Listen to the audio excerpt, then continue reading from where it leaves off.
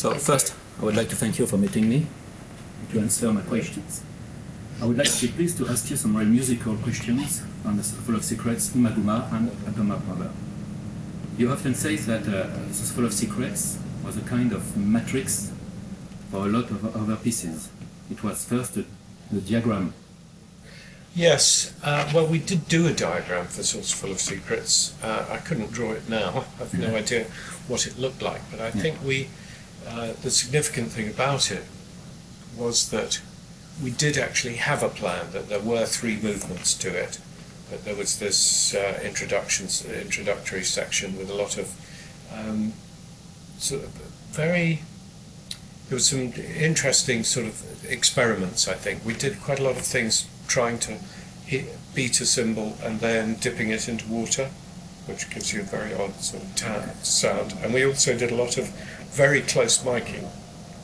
So you get a lot of tone coming off the cymbal and then very gentle beating, so that you don't get crashes at all. It's just a sort of more a hum, I think. So there was a sort of fairly interesting sort of experimental period, I think, with that. But my view has always been that Source Full of Secrets was a very important album in our development, because it marks the point at which Syd Barrett is leaving, or has left, and that also we move away from any of that English pastoral gnomes and fairies and bikes and so on, and it sets the scene for things that come up on Meddle and maybe Dark Side and certainly Wish You Were Here, whereas I think the 2 intervening albums, which are Atomic Mother and Umaguma, are much more sort of not transitory, they're cul-de-sacs. That Atomic Mother was a special album that went in one direction with the orchestra, with Ron Geeson assisting, but it's not something we revisited afterwards, in my opinion. So it's, for that reason, Saucer for me is always quite an important record. Okay. Umaguma studio album seems to be the album which showed directions you're about to take and directions you're going to let down. I mean, direction you're about to take something like Grantchester Meadows, and you're going to let down something like several species, or maybe your own Grand Vizier Garden Party.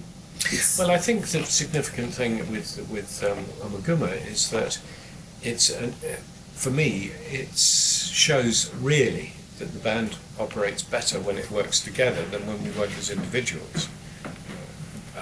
My own feeling is that the pieces are interesting, as you say. I mean, Fat Old Sun or Grantchester Meadows are both sort of nice songs, but don't really compare with Set the Controls for the Heart of the Sun or other songs that came later. So I always see it, as I say, it sort of shows the route not to take. I like the live album because I think the live album is a very good snapshot of exactly how we were playing at that time and sort of where we were musically. Okay. But the Narrow Way is a particular piece, and I think that the Narrow Way shows the singing section of Echoes. It's just like the Narrow Way. Is that David Gilmour who brings the chords of Echoes? I think you're right. I think that the Narrow Way actually was used in a number of different things. One is that it became part of the live show, and the live show was what eventually led to Dark Side of the Moon, as in the idea of a piece that lasted for an entire section of the show, at first or second half of the show. Atomic Mother is a collective piece, but I think that we know that the main thing is from Gilmour's idea.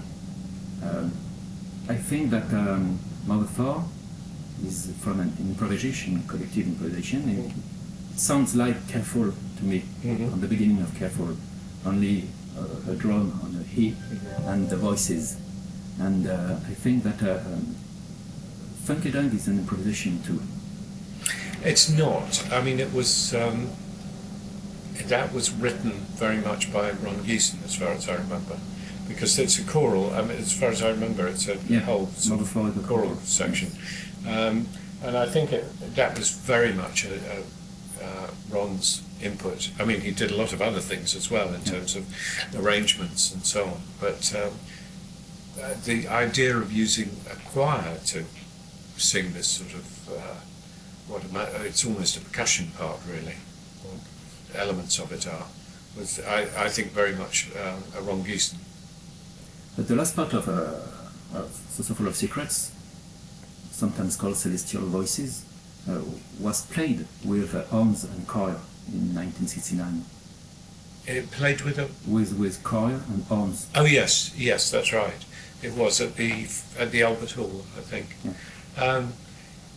Yes, and I think that was just we actually had Norman Smith, who was our producer, conducting it as well, and it was meant to be a rather grand finale to the piece with that whole section. And in fact, we also had the choir and we had the horns, but most important of all, we had the Hammond, not the Hammond. We actually had the Albert Hall organ that Rick played. Okay. I think that Brisk Milky, you know, the part of I think that the chord progression is typically from right. Yes, definitely. I think that whole piece reflects Rick's input into the band and the arrangement completely. Yes, those sort of arpeggio things. I think for Rick that was perhaps an opportunity to absolutely put his stamp onto something. Okay. Mind your thoughts, please. The kind of electronic music, but it seems that the organ part is not a loop, but was entirely played by Wright at the time. I can't remember. With a lot of sounds. Do you remember how this part was made? No, I don't. I mean, I remember sections of working on the record, but the most memorable part of it was trying to make the whole thing work with an orchestra. Yeah. The problem, we had a number of problems with the record that still bother me a bit. I mean, that are not entirely satisfactory. The biggest one was it was the first record made at EMI with 2-inch tape, and I think it was 8-track. It was the big jump from 4-track to 8-track, so the tape was 2 inches, and the studio had not yet evaluated editing the tape, so they didn't want to cut any 2-inch tape, which means that the entire piece was played by Roger and myself as a backing track, and it's 20 odd minutes from start to finish with nothing else on it, which was not good because we didn't do it with a click track, so the tempo tends to shift a bit, which made it very hard to put the orchestra on top of it. So one tends to remember those sort of things rather than the more specific question such as that. I'm sorry, I just can't remember whose input that was or who kicked it off or whatever. Okay. But in the very first version of Amazing Pudding, not Atomic Mother, there is a percussion solo, and on the Ron Geesin's archive, there is a paper where he wrote percussion called Tubular Journey. Why there is no percussion solo? You don't remember? I don't remember, but I mean the reason would be the reason we always would cut something, which is that we just didn't think it worked quite well enough. Part of the percussion thing was that it was a very nice stage moment. I seem to remember that there was one section that I played on tuned gongs, with a lot of running up and down, and musically it wasn't that interesting, but as a performance it was quite interesting because there was all the stage show really of playing these things, and the whole thing took up, I don't know, 10 meters or something of gongs, so there was a lot of running around. But I'm sure that the reason why we didn't use it in the end was just musically it didn't make any sense, wasn't good enough for the record. Just like Alan Psychedelics Breakfast. Yeah. Except we obviously felt that, that we felt that did work well enough.